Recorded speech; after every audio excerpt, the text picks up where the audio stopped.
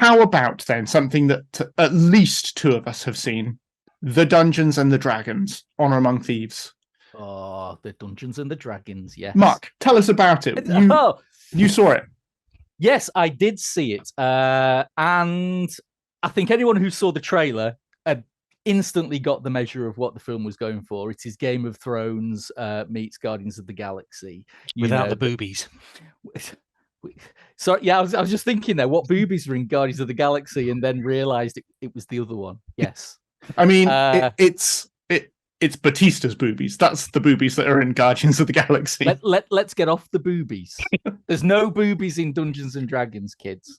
But anyway, this Dungeons and Dragons, yes. Now, I have absolutely no skin in the game when it comes to Dungeons and Dragons. I've never played the game. I've survived the 2000 film, although, to be fair, what I remember of it was quite chortlesome, as those who can see Tom's screen grab will attest to. But this, it was everything you could imagine having sat through the 2-minute trailer. It is fairly generic fantasy plotting 101. A good-looking but down on his luck charming thief and his barbarian BFF are hoodwinked, I tell you, on a scam to steal an ancient relic from a ancient tomb type thing somewhere in some ancient world, somewhere or other. Would it be in a dungeon, perhaps? No. No. Very wrong there, Simon. So it's things need to be got so that something else can happen, so that something else can happen, so that something else can happen. It is your typical quest type movie.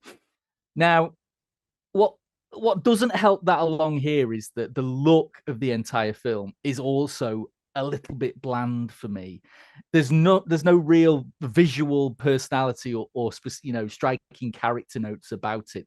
It looks about as generic as the plot is. However, what absolutely saves the film for me is its witty tone, its irreverent cast of characters who all seem to be having an absolute whale of a time.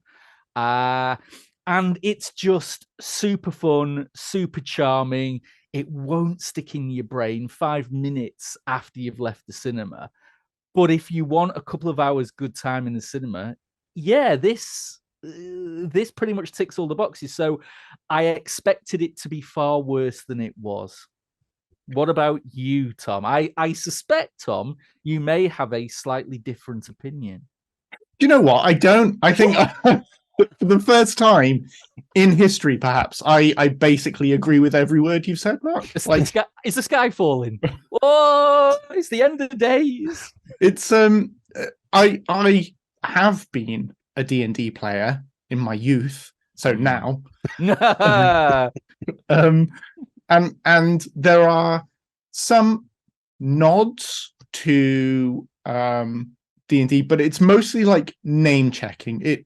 All of the references to Dungeons and Dragons are basically inconsequential Easter eggs. It could be any generic fantasy movie. There is very little about it that makes it like definitely recognizable as something that's come from Dungeons and Dragons. The only thing, so there's the name check. So they come, even if you're not like a role player, if you played video games in the 90s and early 2000s, the crew come from Icewind Dale through Baldur's Gate to Neverwinter. So if you're a video game player of any kind, you may recognize some of those names, which is quite nice. And there are silly things in there, like there's an owl bear, which is one of the sort of mascotty bad guys for Dungeons and Dragons. No Beholder, which is the monster that probably most people associate with it, which is just like the big eye monster, the floating head with hundreds of eyes. Like, that's not in it, unfortunately. I was waiting for but crazy. But very silly. But yeah, the only definitely D&D aspect that they captured quite nicely was within the Band of Thieves, there are very clearly classes represented. So the druid, the wizard, the bard, the barbarian. So that's quite nice, and they do a good job of giving it like the kind of levity that you might have if you were playing Dungeons and Dragons and you weren't that invested in it. Which is how I used to play it, which is quite nice. So I sort of identified with it. But as I was watching it, that sort of led me to think, like, is this movie just aimed at me? Which is fine if it is, but if it is, I'm still only probably giving it 6 or 7 out of 10. So I don't know how successful as a venture it's going to be. No, well, I mean, I think we know how successful it was with the opening weekend's box office numbers. The answer is not very. I think it was it 38.5 million? Something along those lines, yeah. It wasn't. I mean, it was in line with predictions. I think they were predicting a 40 million, so it's not far off. But I mean, it's a tough one, isn't it? Because, like you said, it's fans of the game franchise, are serious mega fans. And how do you pitch a film to appeal to the broadest spectrum of the audience, the vast majority of which will not be those diehard fans, and end up appeasing both? So, I mean, what's interesting, Tom, is you still had quite an okay time with it, and you're at the fan end of the spectrum, as opposed to myself, who can't even spell D&D, and still ended up having just as good a time with it. But I mean, I think thinking about it, and I know I said you don't think about it 5 minutes after you leave the cinema, but I saw a lot of the negative reports that came out over the weekend about it. Sadly, some of it was to do with the box office.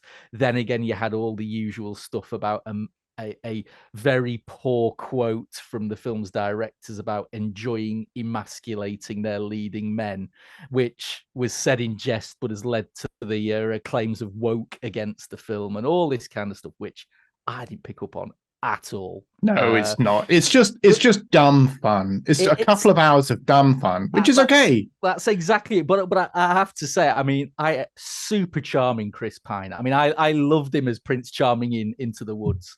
I have a lot of time for his Kirk, and he was on great fun, but he played really well off Michelle Rodriguez in this, and those two as a double act, they had a little bit of everything. Rodriguez gets by far and away the best fight choreography, and some of it is absolutely insane. It wouldn't be out of place in the latest Wick film.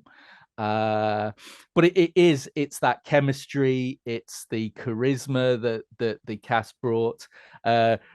Regé-Jean, what's his surname? I can never pronounce it. Regé-Jean Page. There you go. I see he's been quite divisive, but I thought he brought a very different kind of fun to the group, and added an awful lot to them. And that's what you go for with this film. You don't go for the immense dragons. The finale, the set piece that takes place in the third act was actually really quite well done.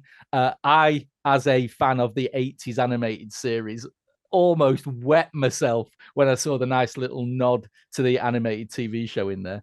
And the entire sort of like, normally these things are the bits that disappoint, but I actually thought it was put together really well. It had excitement, it had thrills, but you come away having enjoyed spending time with that cast and those characters, not having spent time in a living, breathing fantasy world. But I still enjoyed it far more than I thought I would.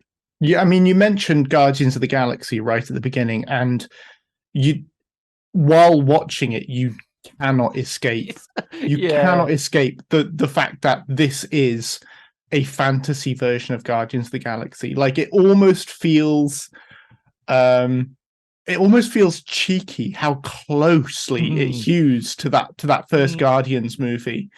Right down to you can almost pinpoint character transpositions and that character would say that and that, and sort of about 2/3 of the way through, that sort of fatigued me a bit. I felt a bit like it was kind of low effort. I think that's probably the worst thing that you can say about it, is that it is occasionally low hanging fruit.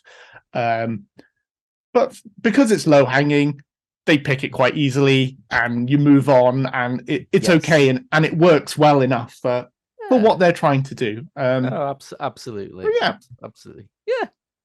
Yeah. A strong, well, no, not a strong, but a solid 7 out of 10.